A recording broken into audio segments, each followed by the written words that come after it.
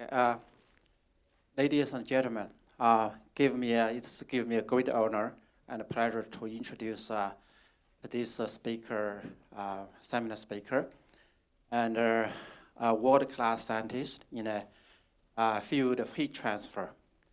So Professor Cheng received his PhD from Stanford University in 1965, and he joined the University of Hawaii as a social professor of mechanical engineering in 1970, and served as a department chair from 1989 to 1994, and then moved to right here, HKUST as a second department head.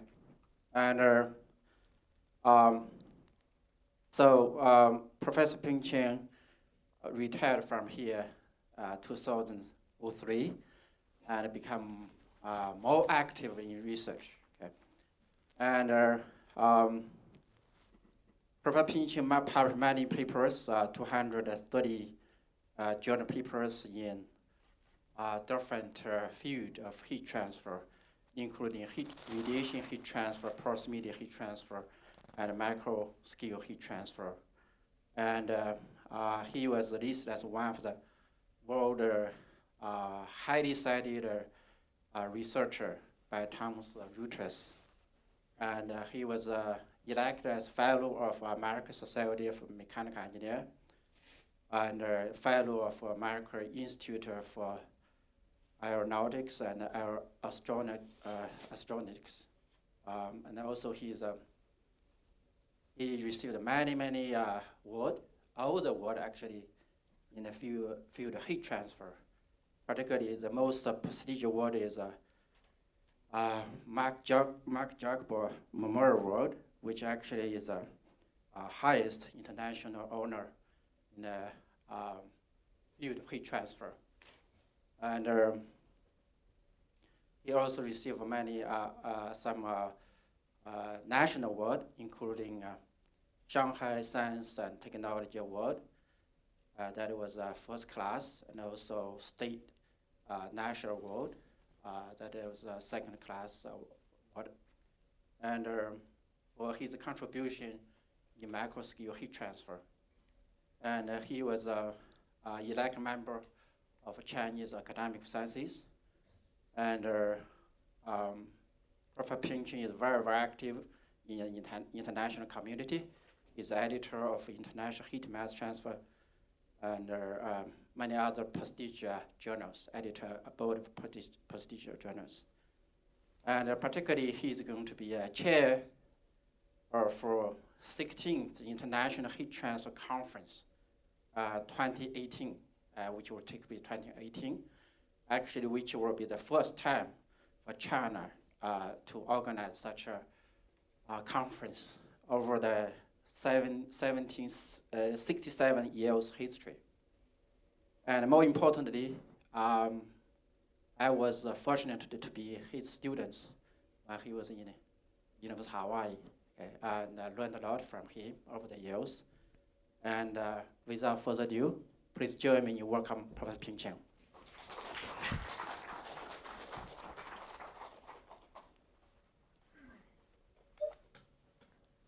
Well, thank you very much for your kind introduction. And first of all, I would like to thank IAS for hosting my 2 months visit here.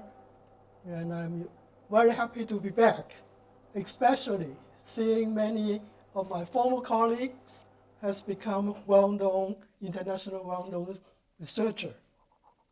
So what I'm going to discuss today is some about our recent work on modeling of microscale boiling and condensation phenomena.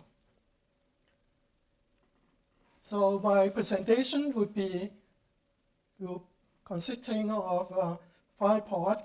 After a briefly introduction, we will discuss about the experimental investigation on microscale effect in pool boiling, and then we will use the Lutz boson simulation to simulate such effect in pool boiling and then using the same method to simulate microscale effect in condensation.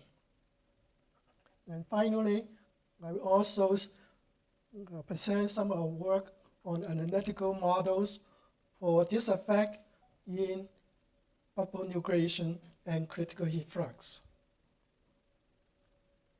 So first of all, let's look at the application of heat transfer. As you know, the heat transfer consists of many subfields. For example, conduction, convection, boiling, condensation, combustion, and radiation. And it has a lot of applications in design and optimize many engineering systems. For example, heating and cooling system, such as air conditioner, refrigerator, energy conversion system, such as nuclear reactor, solar energy, ocean thermal energy, geothermal energy, and fuel cell. And power system, such as internal combustion engine and turbine. And also manufacturing and chemical engineering has many applications. For example, the heat treatment and chemical processing, and also in the last 15 years in the cooling of the microelectronic chips. In fact, the work I'm going to present is motivated by the fact trying to design cooling of the electronic chip. And if you note, in a very small system, the surface per unit volume is very high. So interface effect, that is the surface effect on boiling, become very, very important. Not only boiling, but also phase change, heat transfer. Now, as I mentioned, one of the biggest application in heat transfer is the cooling of different devices. Here, I list some of the devices. The vertical is the heat flux and in the temperature range, for example. The right-hand side is the technology trying to cool this device. Now, if you have heat flux less than 1, then you can use, for example, natural air cooling, including natural convection and forced convection. And now if you have heat flux higher than 1, and you need to have liquid for the cooling, natural convection or forced convection. When you come to higher heat flux, such as the large-scale integrated circuit, as you can see here, LED, the heat flux is as high as the nuclear reactor. And many people would be surprised to see that. Actually, it's very high heat flux. So all you can do is using phase change, for example, boiling heat transfer. And that's the reason why a lot of work has been done on boiling heat transfer in the last 80 years. Now, I think everybody will have experience in boiling water, for example. And as is shown in this slide here, when you heat it with pot of water, for example, first has a convection heat transfer, and then bubble begin to appear. First isolated bubble, and then a lot of bubbles, and finally form pocket of bubble near the wall. And then finally become the so-called film boiling, a layer of vapor near the heat wall. And as you know, the vapor, thermal conductivity of vapor is much smaller than liquid. And as a result, because of the formation of this layer, vapor layer, then the temperature become very high. So Nukayama was the first one. He published a paper dividing the heat flux. He did some experiment on a wire, and he measured heat flux versus the degree of superheat, meaning the wall temperature minus saturation temperature. And he found a curve such as this. This has been called the Nukayama boiling curve. Now, the shape of this curve, depending on different pressure, different fluid, the size of heater, it's very complicated. So this is just a sketch showing the water at the 1 atmospheric pressure where boiling begin to occur, for example, about 105, the so-called onset of nuclear boiling, NOMB, the onset of nuclear boiling. And then as the temperature increase at the maximum heat flux is so-called critical heat flux. Beyond that, there's no more, this is the maximum heat transfer rate. Now, depending how you perform the experiment, if you control the heat flux, then what happens is at this point, we jump, the temperature suddenly jump from this point to this point. And then at this point, it's very hot. So the material would burn out. On the other hand, if you perform an experiment which controlling the temperature, then you will see there will be for example here, from here is the so-called isolated bubble, and in this region is a liquid, the bubble column will form. And at this point, the so-called partial film boiling, when pocket of vapor form near the surface. As I said before, thermal conductivity of vapor is small, so that as a result, there will be a temperature drop in here until at this point, is so-called film boiling. And then temperature coming up because the whole heat of surface will be covered by vapor, and then temperature coming up again. Now, how to simulate this process is very difficult numerically. So most have been done on boiling heat transfer is using experimental investigation. So next, let's look at how to enhance boiling heat transfer. Essentially, we can do it in 3 different portions. First, you want to increase the promoting the nucleation boiling at this point, the onset of nucleation. You want to promote more bubble will be formed. If you can promote more bubble, then the nucleation, the boiling will be higher. And then secondly, you want to enhance boiling heat transfer coefficient during this regime. Now, this regime, so what you're doing is trying to move this curve from to the left. So this would be something like this. So in the last at least 50 years, many people try to enhance the boiling heat transfer by either increase this or move this or moving up the critical heat flux.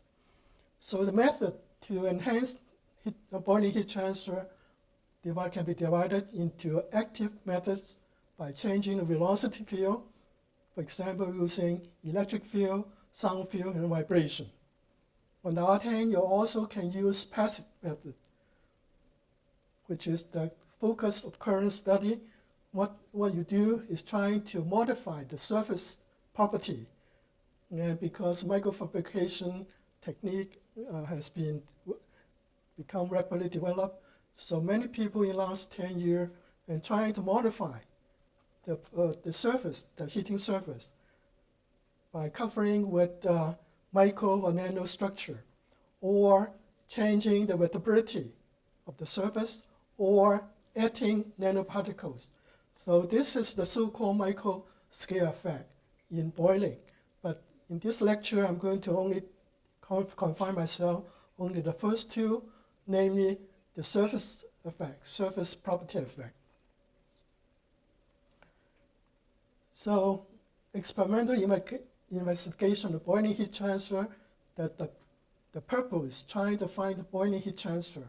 It's very, very complicated because it's a function of velocity, gravity, temperature difference, the heater size, physical property, and also surface property. Also, the heat transfer coefficient is Q divided by delta T is also another function, very, very complicated function.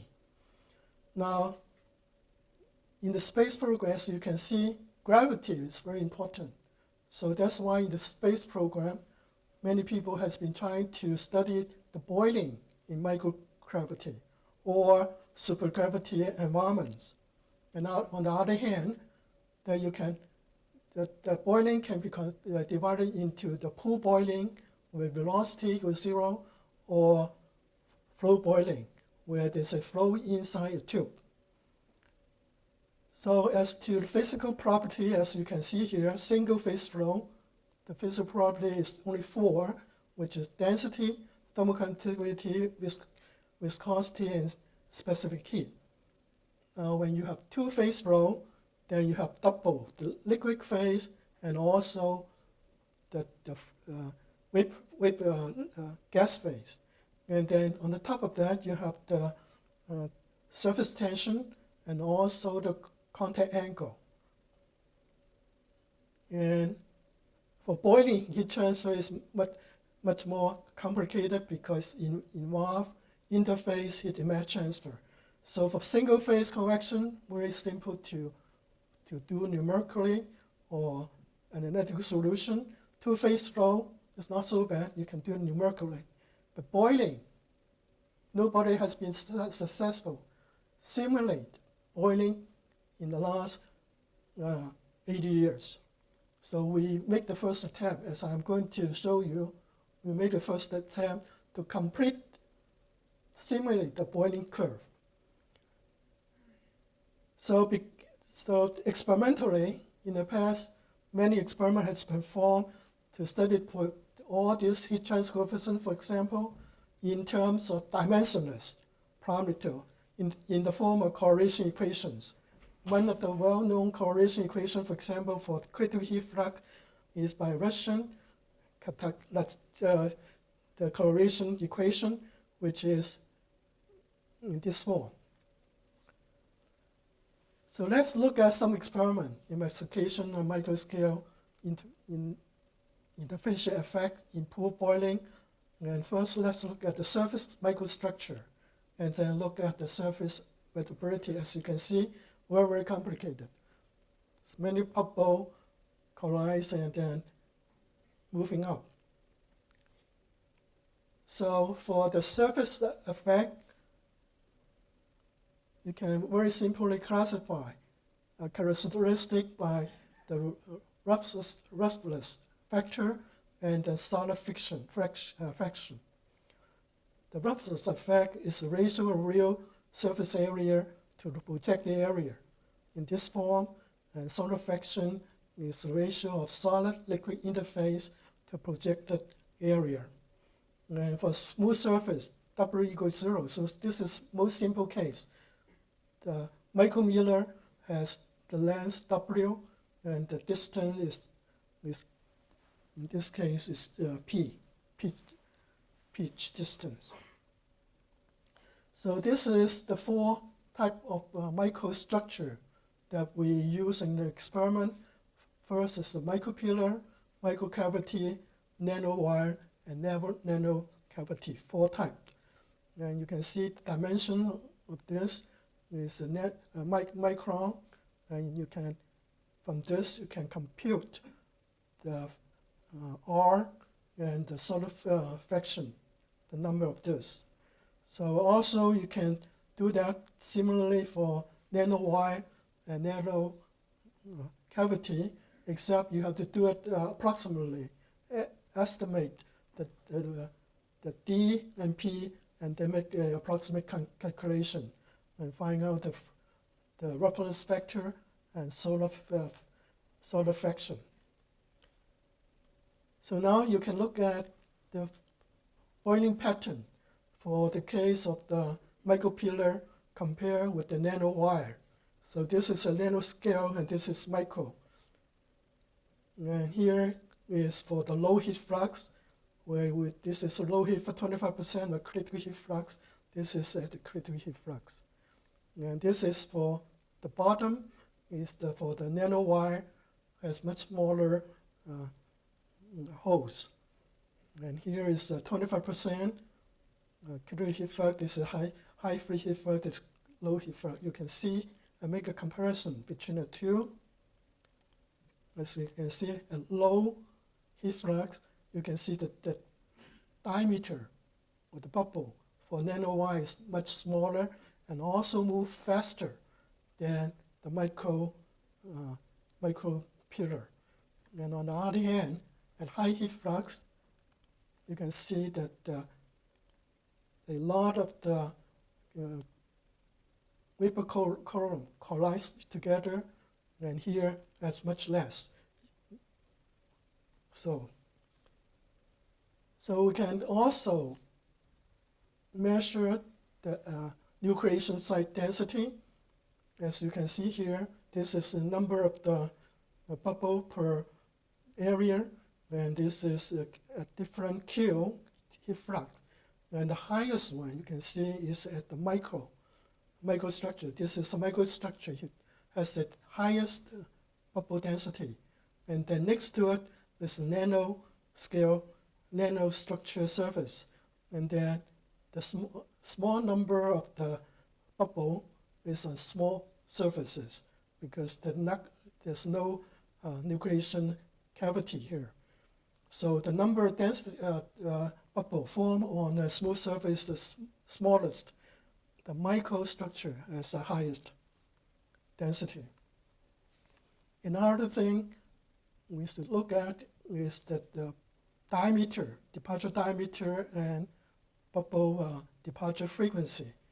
And for this is D, is the departure diameter, which is highest, lowest is the nanobubble, nanosurface. And here is the smooth surface has the biggest bubble departure diameter. And on the other hand, the frequency, as you can see here, frequency, this is the nanostructure surface has highest frequency, departure frequency. The smooth surface has the lowest.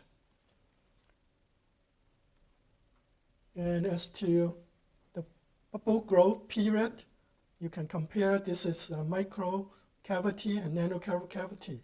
And the period for the nano cavity is much smaller than the microcavity.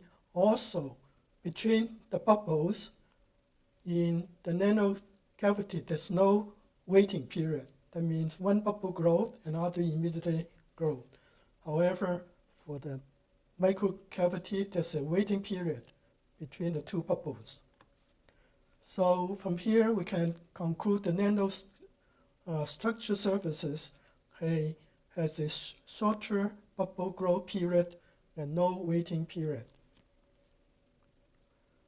Here is the boiling on the degree of superheat. So vertical is the heat flux, and this is essentially the wall temperature. As you can see, this is the smooth surface, and this is nanowire. Nanowire surface has the highest heat flux. And also, the maximum heat flux is highest for the nanowire. So, however, the contact angle, this is the surface effect. Contact angle for a smooth surface is defined by the Young-Laplace equation, with contact angle theta is the angle between the bubble and the surface on the liquid side. This is the three-phase contact line. So as you can see here, you can determine the contact angle, which is the surface tension of the three components. One is the surface of vapor, surface vapor, and this is liquid vapor surface tension, and the solid liquid surface tension. You can determine contact angle. So for this case, the hydrophilic surface, then the contact angle is less than 90 degrees. In this case, the solid vapor is larger. This is larger than that. Theta would be less than 90 degrees. On the other hand, if this is smaller than this, then this theta would be in here, which is greater than 90 degrees. Now the roughness also come into picture. We'll change the contact angle in this manner. And all this have different model, which can be shown by the change of surface energy. So this is the effect of wettability on pool boiling from smooth surfaces. All this paper was published only a few years ago. The reason is because most of the experiments were performed on hydrophilic surface, because this is what the everyday use, for example, water to copper. And most of the material made up by copper in the air conditioning or aluminum is the hydrophilic surfaces. So only recently people have to look at hydrophobic surfaces. And here is a comparison between the two. This is heat flux at different wall temperature essentially. You can see the hydrophobic surface has higher heat flux than hydrophilic surface. In this case, it shows very clearly there's a cross point between the two. At low surface temperature, then you can see that hydrophobic surface has high heat flux than hydrophilic surface, and there's somewhere it's crossed here. However, in this experiment, it's inconclusive. In here, you can see all the points above hydrophobic, it's about the hydrophilic point. And it's not sure whether this thing, he did not perform experiment higher than this. So there's no way to know exactly what's happened. It's difficult to explain the situation without any numerical simulation because nobody knows exactly what happened. Now, for the critical heat flux, you can see the data showing that if you have a hydrophobic surface, the critical heat flux is lower than hydrophilic surfaces. This is another experiment on smooth surface with mixed wettability, meaning, for example, in this case, it's a hydrophilic surface has hydrophobic islands. Here is hydrophobic islands. It turns out that this kind of surface perform very well because the heat flux considerably increase and also critical heat flux increase, both critical heat flux and also heat transfer, boiling heat transfer increase as a result of these spots here. Again, in this experiment, some people observed the bubble growth between the boundary. So it's not clear whether this increase due to roughness or due to the mixed wettability. So it's only, as you can see later on, when we do a numerical simulation, we can isolate the roughness and the wettability effect, separate the two effects, examine why this is so. So from experimental verification, we can summarize as follow. The effect of microstructure and nanostructure are the microstructure surface has higher nucleation densities. And bubble generate from nanostructure surface has smaller bubble departure diameter, faster departure frequency, and less likely to emerge together. As to the effect of wettability, a hydrophilic surface has a lower heat transfer coefficient than a hydrophobic surface. And hydrophilic surface has a higher critical heat flux than hydrophilic surface. So all this conclusion you can see very clearly from some numerical simulation, which I will present later. This is what I'm going to present to you some of the numerical simulation on boiling heat transfer. Now, conventionally, people have been using level set the VOF method to simulate two-phase flow. However, when you use this for boiling, there's certain deficiency by using this method for simulated boiling because you have to specify a small bubble on a particular location. This is the limitation of method. You have to specify a bubble on a surface and watch it bubble grow. In addition, there are many approximations has to be made. And then, for example, the waiting period, you have to be assumed, temperature vapor phase, you usually assume the constant, and all these approximation. And also, the methods cost a lot of the long time, cost very costly. Now, 2 years ago, we proposed a new method using lateral Boltzmann method, and we find a new source term in the energy equation, and then in this method, there's no need to place a small bubble on the surface initially. Therefore, the whole boiling process, including bubble nucleation process, can be simulated. And then no empirical constant assumption are needed, and the dynamic contact angle can be captured, and there's no need to track the interface.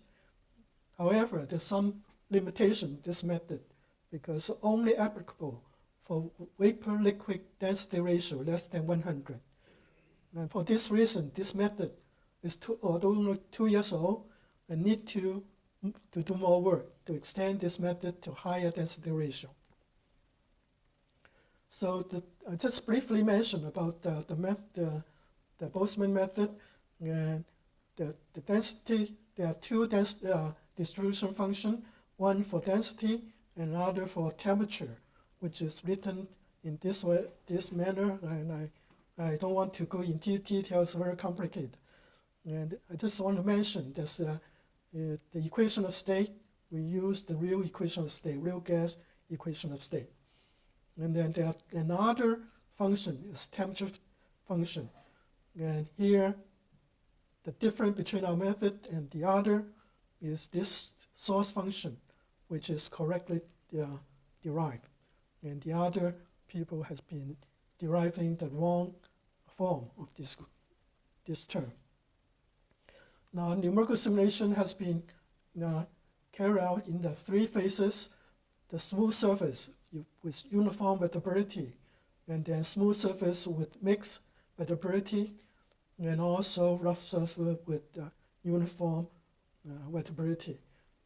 Computation were performed at the saturation temperature 300, superheated 30 to 46 degrees, which is in terms of the Jacob number, which is 0.06 to 0.2, and the rest, the length, there's quite different cases, and also we change the dimension, the distance, and cavity size. So here is a comparison of the bubble growth.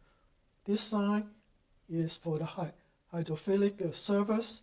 As you can see here, this is one complete cycle. That the bubble departure and then growth, one cycle, complete cycle. And this is for the case of hydrophobic surface, also one cycle. The difference between the two, as you can see here, is first there's a residual bubble left on the hydrophobic surface. Here, for hydrophilic surface, all the bubble leave very clearly, nothing's left behind. However, if you have a hydrophobic surface, there's some residual bubble left after the bubble departure, still has something connected on the wall. So another question is whether there's any existence of a microlayer. The microlayer concept has been, people observe that and assume all the boiling has a microlayer. Actually, because most experiments were performed for hydrophilic surface, the so-called microlayer is the liquid layer below this here, where this is a bubble and there's a surface. Between the bubble and surface, there's a liquid layer here. So this is the so-called microlayer. Actually, there's no such a layer, hydrophobic case. Okay, that's another thing we find out, that there's no such a microlayer although microlayer has been, everybody talking about microlayer, all the textbook, if you look at the textbook, they assume a microlayer exists. However, nobody told you there's only actually exists at hydrophilic surface. Hydrophobic has no microlayer. So in the past, many theory has been developed for critical heat flux based on microlayer concept. However, actually the author did not point out that all this theory is not applicable for hydrophobic surface. So here is the local heat transfer coefficient. This is a small heater. For this case, as you can see, this is for hydrophilic surface. As I said before, there's a microlayer here. What happened is that when the bubble depart, the cold liquid will rush in, like so. And as a result, you can see that at a certain time, the heat flux at a certain time is very low, compared certain time is different. Now, hydrophobic surface has no such layer, so there's nothing is coming to re-wetting. So this is the heat flux as it, along the heater surface. So another thing will be of interest is looking at the bubble departure diameter, the wettability effect as the contact angle increase. You can see the diameter increasing as hydrophobic surface. And this is our numerical simulation compared with the numerical experimental data by two persons. One if freeze in 1935, another one is 1911. All of this experimental correlation equation, which is sometimes conflicting. For example, the contact angle theta here is linear. However, this is not linear. Okay, and also this two has no dependence on the wall temperature. However, our numerical solution find out actually there's some small variation in the diameter due to the wall temperature effect. Now, also the frequency, bubble departure frequency, you can see that for hydrophobic case, the frequency is higher than the hydrophilic case.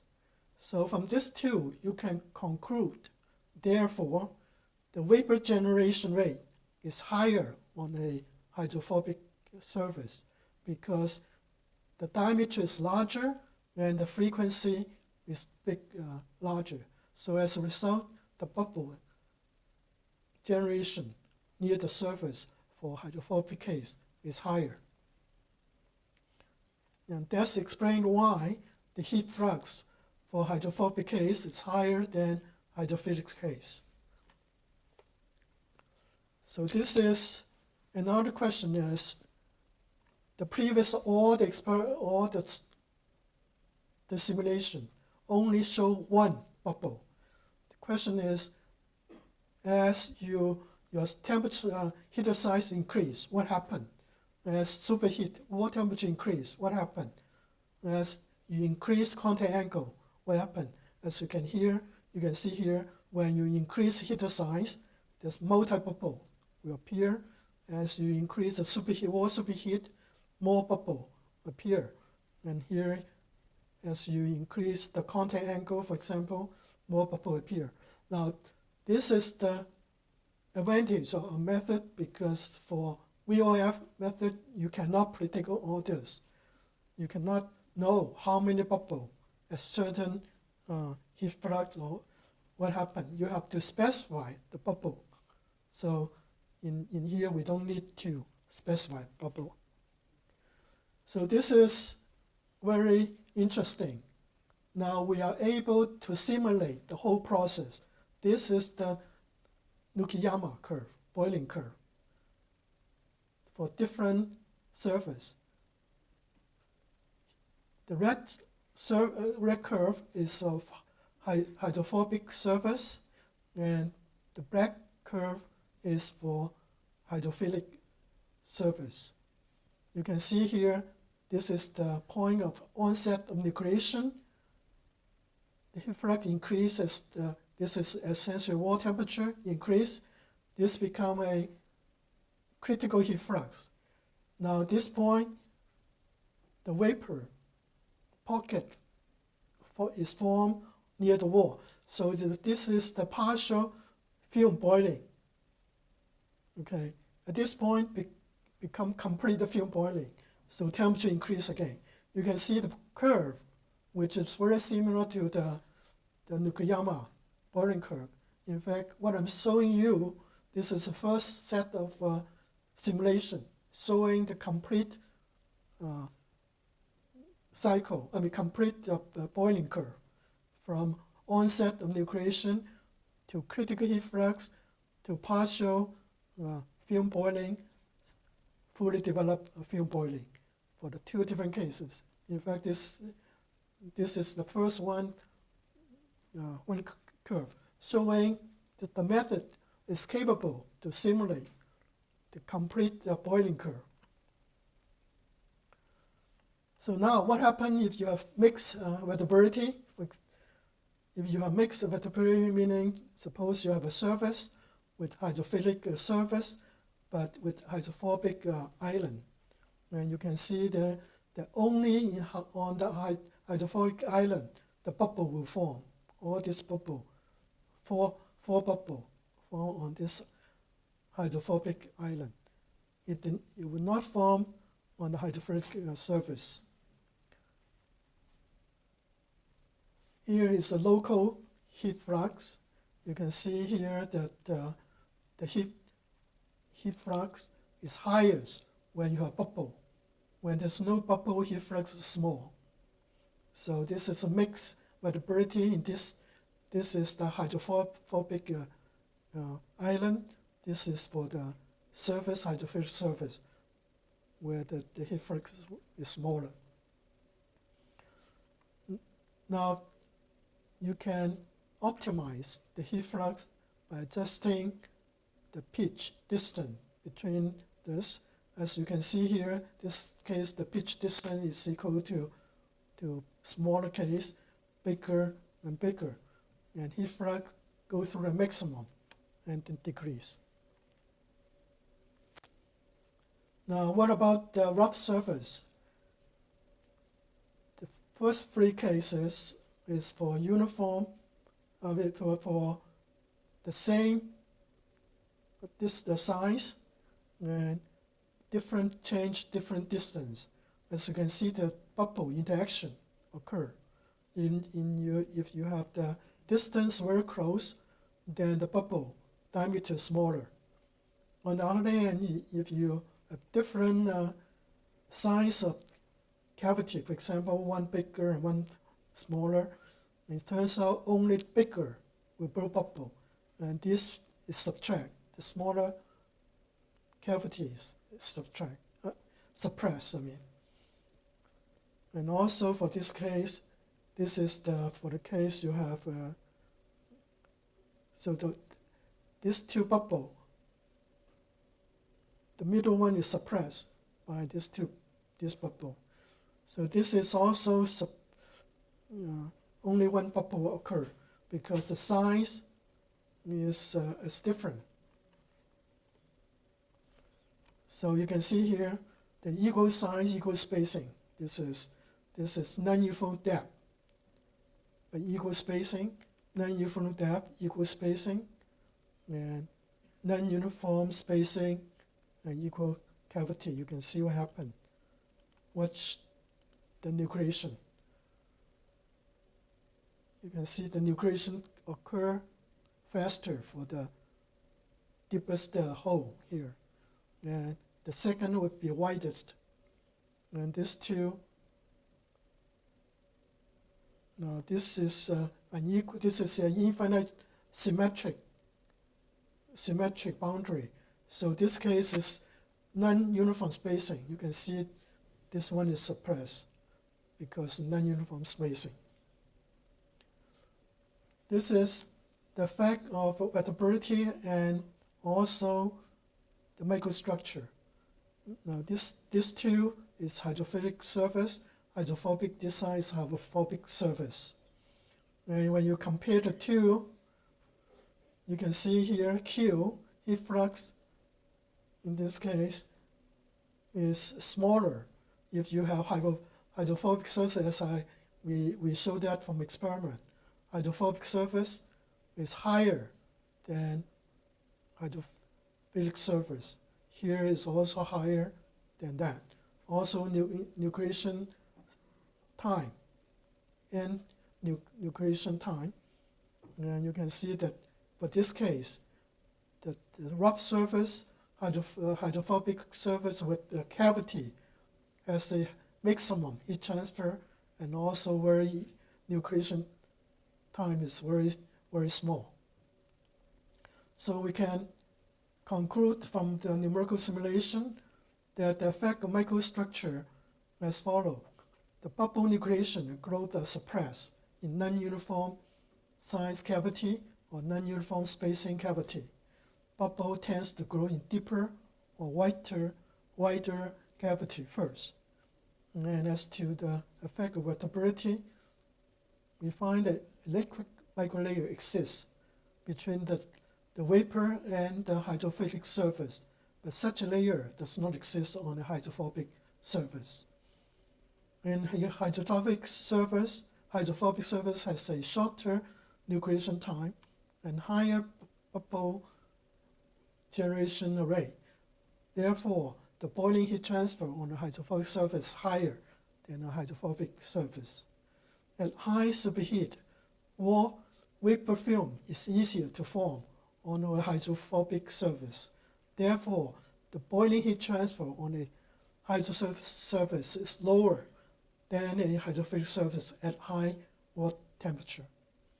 Now, for the surface with mixed wettability, we find that bubble nucleates on hydrophobic spots only, and local boiling heat transfer rate is higher on these spots.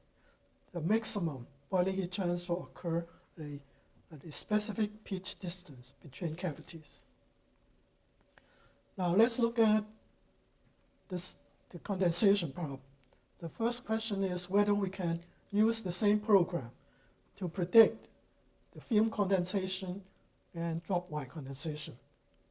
So here we know that condensation is the so-called film condensation when on a hydrophilic surface, and would be on a drop-wise condensation on a hydrophobic surface. So a lot of work now is trying to promote the drop-wire condensation because of much higher heat transfer rate.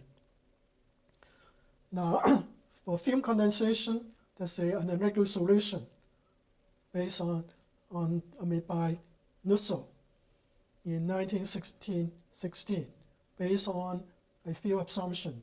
First, he assumed a sharp interface occur between the film and saturated vapor. And then he assumed film temperature is linear inside the film. Okay, so it's something like this, linear and then constant outside. And vapor phase has zero velocity. There's another assumption. The velocity here is zero outside here, and inside the film, there's something like this. So according to this solution, has a discontinuous in velocity in interface, because on this side, the certain value outside is zero. So it's physically unrealistic, the solution. So let's compare with our solution. Using the same program for a contact angle 45 degrees, you can see this is our numerical solution. Velocity is very continuous. It's not like the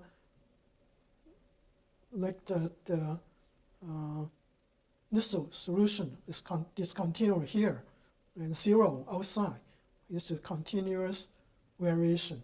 However, the thickness of boundary layer, temperature are all very close. So because of the unrealistic neutral solution, so the mass flux is much higher than us. And this is, however, the neutral number is the same. So from this is the neutral theory and our numerical solutions compare very well on all those. The solution except the mass flux, because mass flux they have something that's continual. We lost it here. So this verified our theory. My numerical solution is correct. Here is we use the same program, but suppose you change the contact angle to that of a hydrophobic case, you can see the droplet will form. Here you can see that there's a subcool spot, and as time goes on, you can see the droplet form here and then break down. So this is the droplet automatic form on the subcool spots. This is the droplet in detachment diameter. So here, for superhydrophilic surface, you can see that the droplet is formed. When moving down here, it would lift up, move away. The reason is because you can see from this gram, for large contact angle, the droplet's contact area is very small. Here is very large. So the adhesive force is much bigger. So the droplet remain on the wall. But for this case, the droplet will move away from the wall. So this is the temperature profile on the droplet for drop wire condensation. And here there's another experiment which shows that the two droplets, if collides on a superhydrophilic surface, it would jump up. So we use our program, try to simulate this. You can see they also jump up. So this is comparison with numerical solution experiment on jumping velocity and jumping height. You can see, but this is very close to experiment. So we can conclude the following. First, the newly developed phase change LB method is capable of simulating nuclear film boiling, as well as drop wires and film wire condensation process.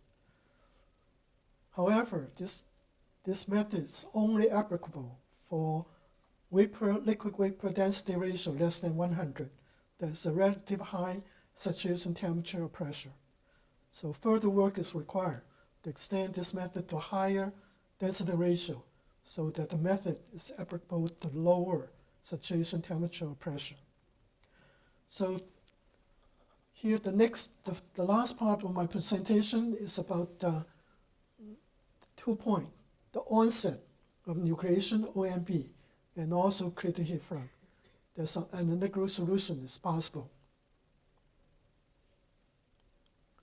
So for the bubble nucleation, we want to find out what's the nucleation radius, and we also want to find out nucleation work required for this nucleation process.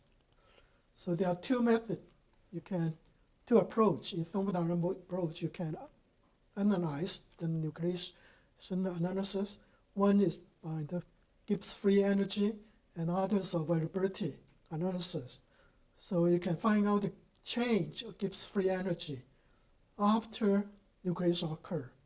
And if you set it to equal 0, and you can determine the radiation radius, nucleation radius. This is delta G, which is function of radius. And when you put that equal 0, you determine the critical radius. Another way would be using the availability analysis, and you find out the change of availability, which is the nucleation work required.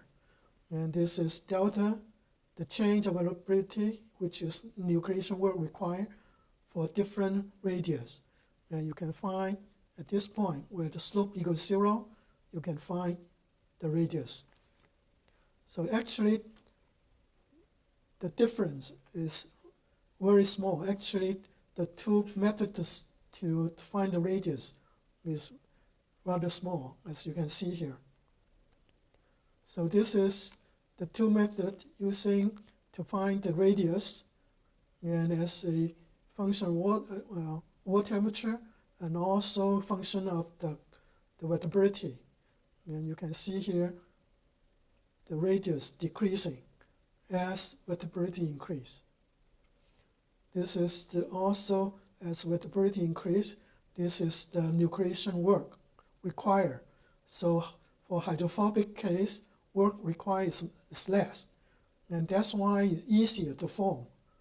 The bubble will form on the hydrophobic surface, which is confirmed with the experiment and also our numerical simulation.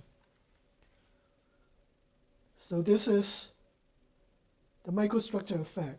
The first, we want to find out where the drop vapor bubble is easier to form on convex surface or concave surface.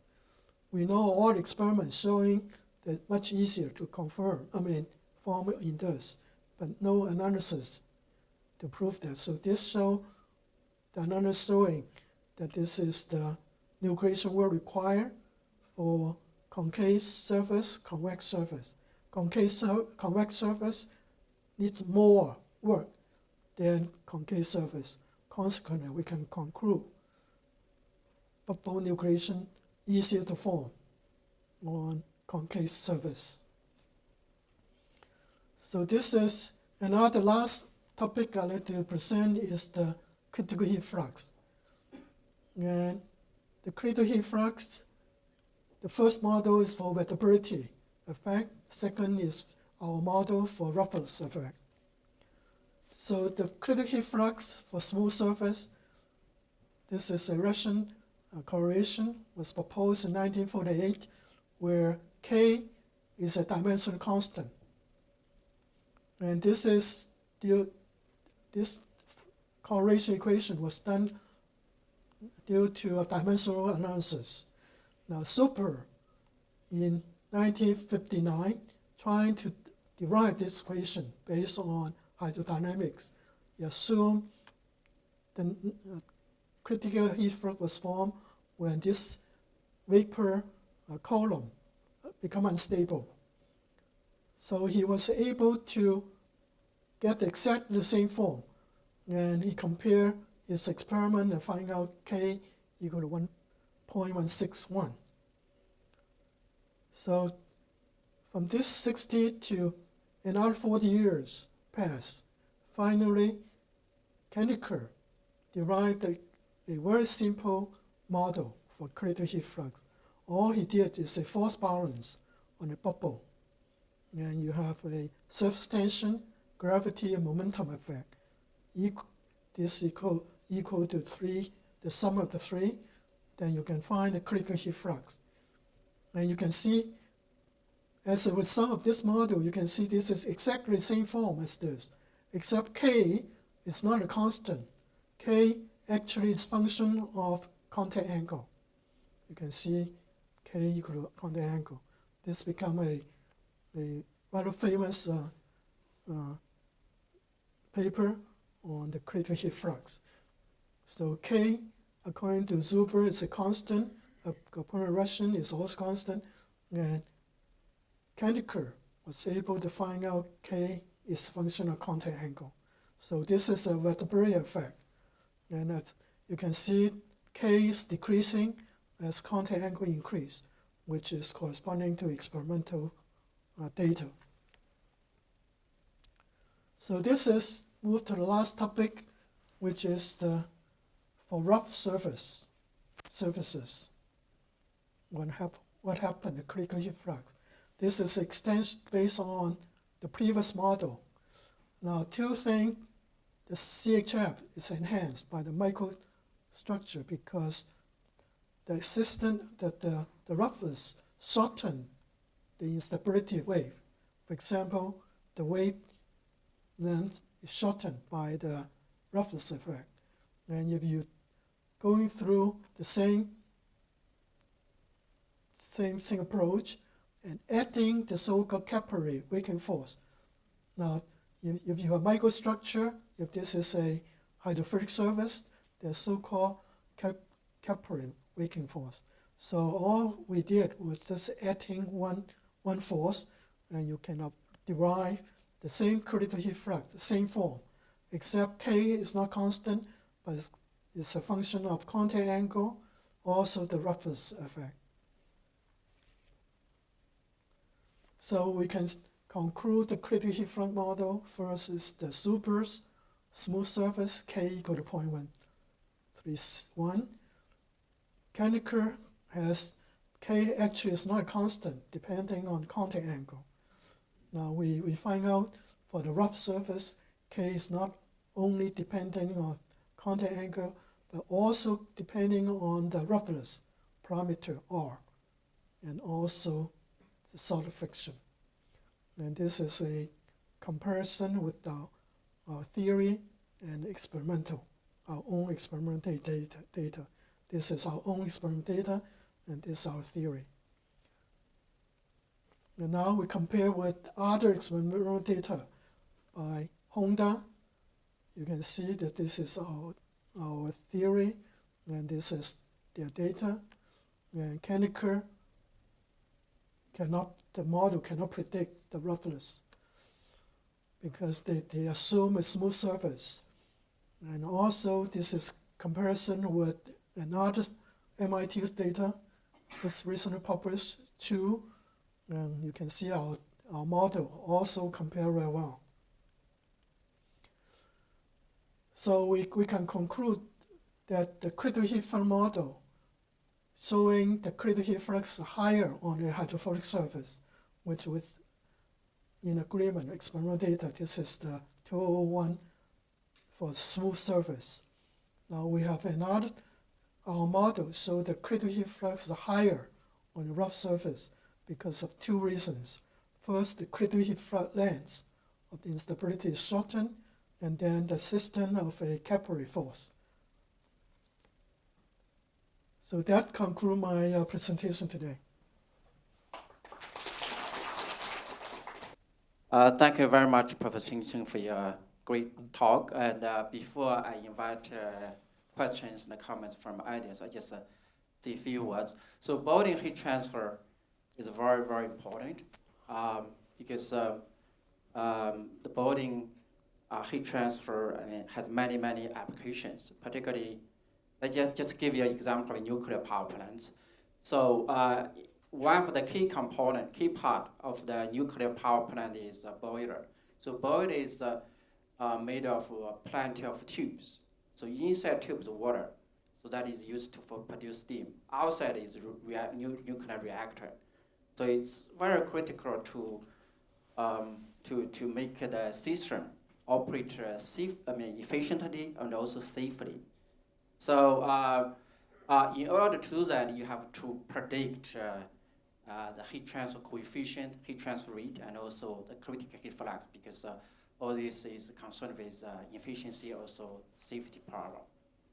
So therefore, but prediction of Bowling heat transfer is very, very hard. It's very challenging. It's a long-standing problem. So in the past, many people just evaluate the problem experimentally, and also some empirical approach.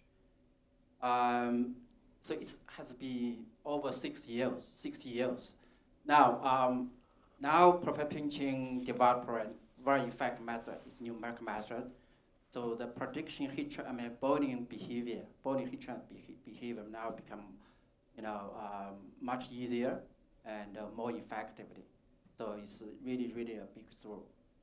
So with that, I invite some questions and comments. Question.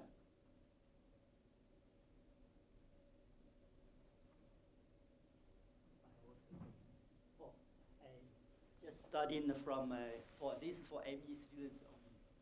So studying today, this seminar is counted was the next seminar, and we remember we have a requirement that every 2 semesters you have to raise minimum 1 question.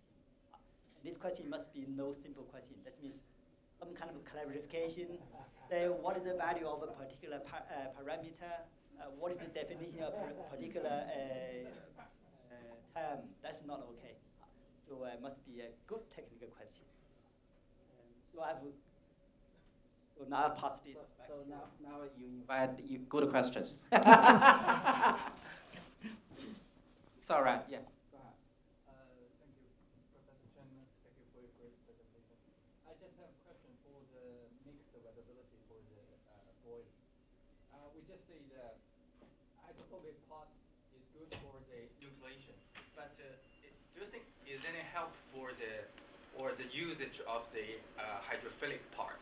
Is there any usage or help or better for the boiling heat flux? The only thing is help is prevent the bubble to grow further. So as a result, they increase the critical heat flux, because the reason why critical heat flux occur is when the bubble grows very fast. Yes. So if you have a boundary there, you prevent further growth of the bubble. Is there any possible to combine the mixed weathability to the rough surface? So is it possible to combine them together and further increase the heat flux? It's possible. Yeah. It's possible. Thank you. Yeah. So Professor Go, this is a good question, huh? Any other questions? One of the graphs was, I think, contact angle versus drop bubble diameter, like on slide 26 or something like that. And it looks a little unsymmetric, about 90 degrees. I don't get the question. Okay, if you go back to slide around 26 or 25, something like that, there was a graph that was 26, 27. yeah, something like that, yeah. 25, 26.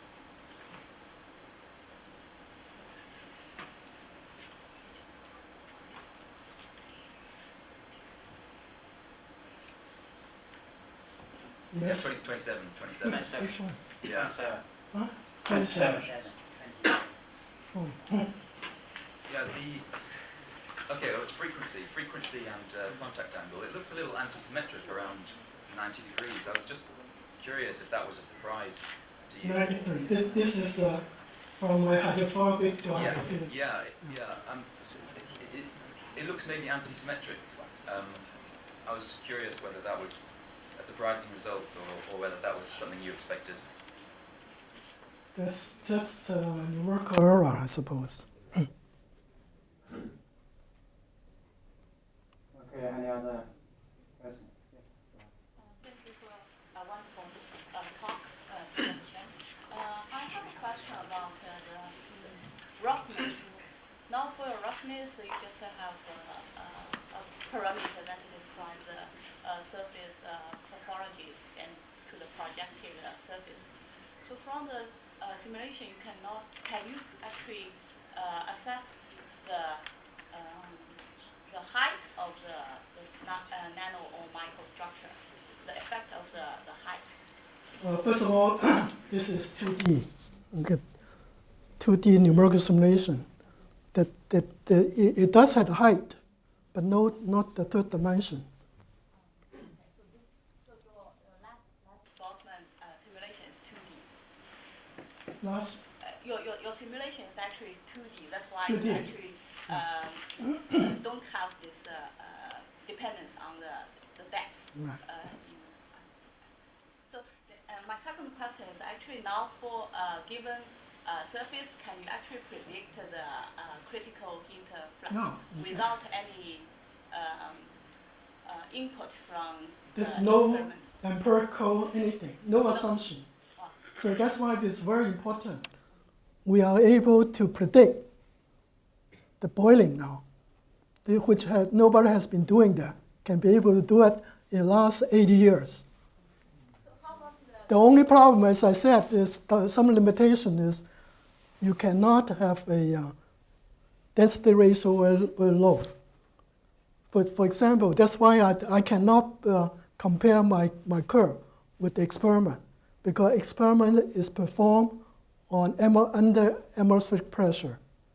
Okay, but what we are computing is much higher. It's about 10 atmospheric pressure. So if you can perform experiment like that, then we can compare our result. Next, can you actually extend the work to the condensation? Yeah, we can do that. We showed that already. Condensation is easier. Condensation, heat flux, and critical heat flux, and the heat transfer coefficient. Yeah, Because we did have some that. data. I don't have time. That's why we did that already. Thank you. Condensation. Okay, thank you for the excellent talk. I missed the first part. I understand that the problem is of extreme importance to engineering, but I'm going to ask a few questions of theoretical interest.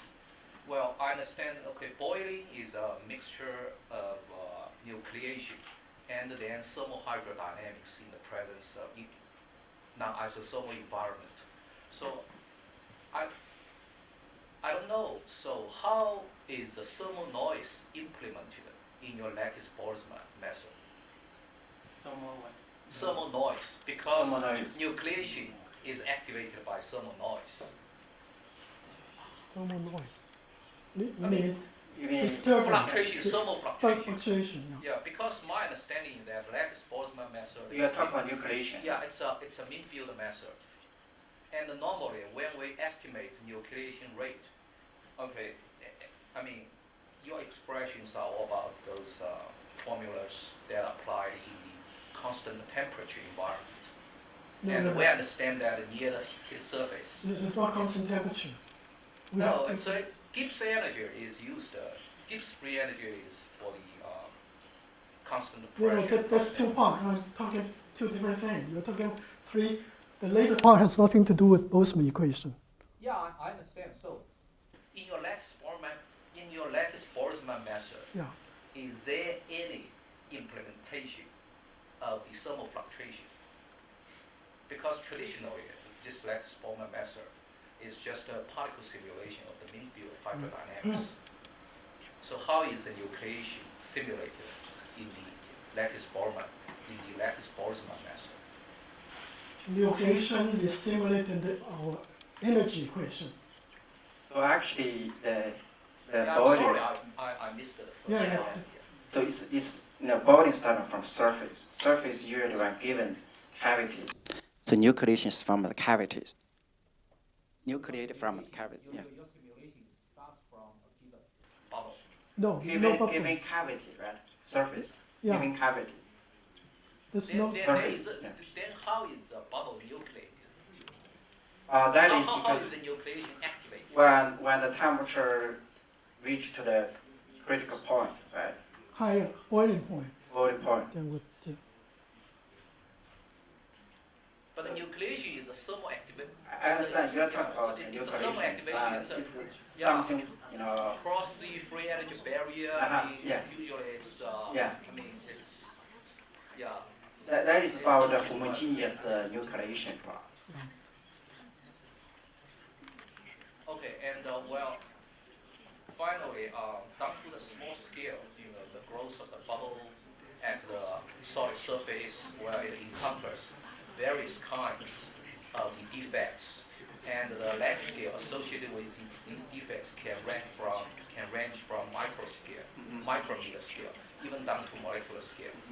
So, and in that case, especially when we encounter very small scale defects, the modeling of the contact line dynamics becomes very important.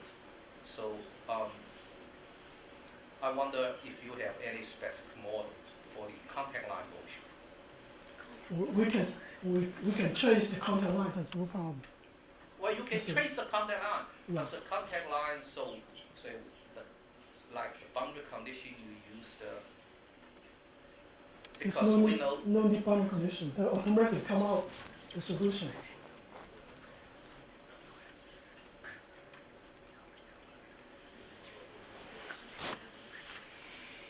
What? Yeah. problem. Yes. I think that this is an outstanding breakthrough. So because nucleation we cannot predict in the past, right? So we try to, usually it's based on experiment. So, but now you can use numerical measurements to simulate.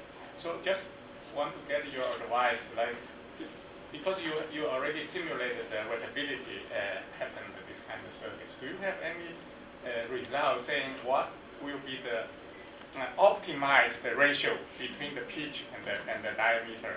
Yeah, that's something in here, but Because you can simulate it now, probably can predict this one. yeah. Well, we didn't do that because, first of all, the first most important thing, next step, is how to extend it in lower density ratio. Higher density.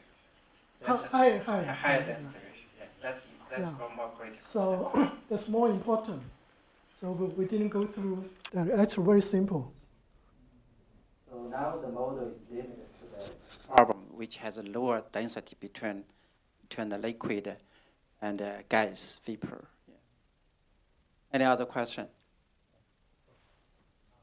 Thank you for your excellent talk. I have two questions regarding to this method. The first question is, okay, you mentioned that there is a requirement of the density ratio. Okay, so why there is such a requirement? Okay. Actually, the very good question. I think it's the interface. There's some error in predicting. Interface velocity was all the quantity near interface. It's not accurate enough. So if the density ratio is larger, actually the boundary will be clear, right? And The sharper boundary. Yeah, sharper boundary. Yeah. It's very difficult. Okay. Yeah. And my second question is, can you measure the pickup the perturbation? I mean, into the regulation. For example, people can use ultrasonic vibration and to generate some to enhance the boiling. Yeah, it's no problem. No problem. Yeah. Okay. It's very, very useful. In fact, people come to see me. They want to write a software to sell it. So the only problem I told him is very difficult to use the program because even my students, some problem for some reason cannot get conversion. So in case they sell to anybody, they cannot use it. Okay. Any more question? So okay. So if no question, let's thank Professor Cheng for his wonderful talk. Thank you.